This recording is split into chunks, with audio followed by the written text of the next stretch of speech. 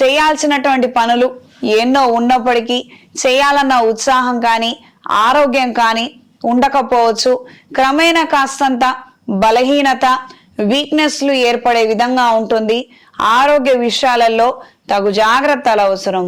దూర ప్రయాణాలు, ఆకస్మిక ప్రయాణాలు అనుకూలంగా ఉంటాయి.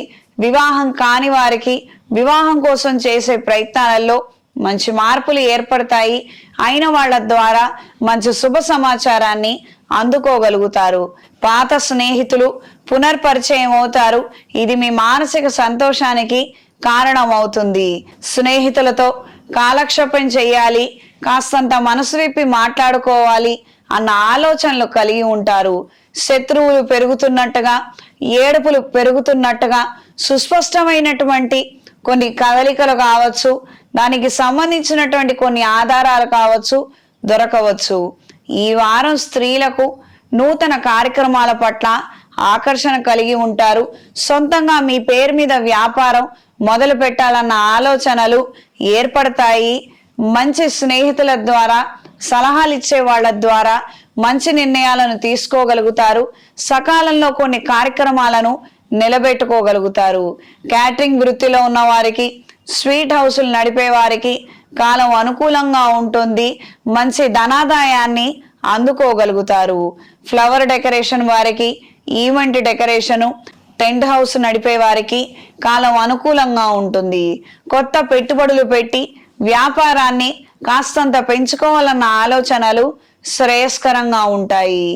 ఈ వారం విద్యార్థులకు కాలం అనుకూలంగా ఉంటుంది. విదేశాలలో చదువు కోసం చేసే ప్రయత్నాలలో స్వల్పమైన మార్పులు ఏర్పడతాయి. అయిన వాళ్ళ సహాయ సహకారాలు అంతగా మీకు లభించకపోవచ్చు. వృత్తి నిమిత్తం మంచి ఉద్యోగం కోసం చేసే ప్రయత్నాలలో అనుకూలమైన మార్పులను అందుకోగలుగుతారు.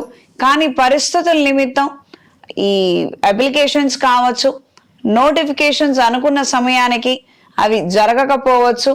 పరీక్ష రాసి రిజల్ట్ వచ్చినా ఎంపిక చేయడము, ఆ తర్వాత ప్రాసెస్ ఏదైతే ఉందో అది డిలేలో ఉండే అవకాశం ఉంటుంది.